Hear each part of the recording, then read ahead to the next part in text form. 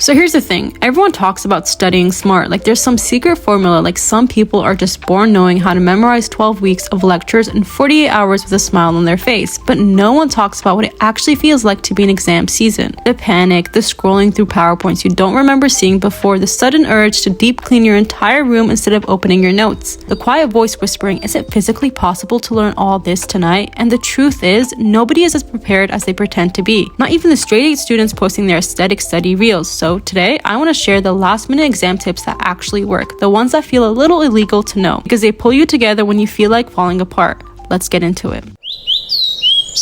1. You don't reread, you retrieve. People waste hours reviewing, reading, highlighting, scrolling. None of it sticks under pressure, but testing yourself, that's where the magic happens. So instead of rereading slides, I ask myself questions out loud, like a mini quiz. I cover the screen, try to explain the slide, then check if I was right. If I can't explain it, I don't know it. Retrieval turns panic into progress. 2. You study in exam mode, not perfection mode. This is not the time to make your notes pretty or rewrite everything from scratch. Last minute studying is about coverage, not aesthetic. You skim fast, you extract what matters, you move on. Perfection is the enemy of passing. Clarity is what saves you. 3. Use a 20-80 rule like it's a cheat code. Here's the secret. Not everything is equally important. In every course, 20% of the content gives you 80% of the marks. So it goes straight to learning objectives, lecture summaries, bolded terms, examples of prof repeats. Anything they say, don't worry about this, worry about it. When time is tight, you focus where the marks live. 4. You mini cram and focus burst. Your brain cannot handle a 6-hour panic study session, but it can handle 20 minutes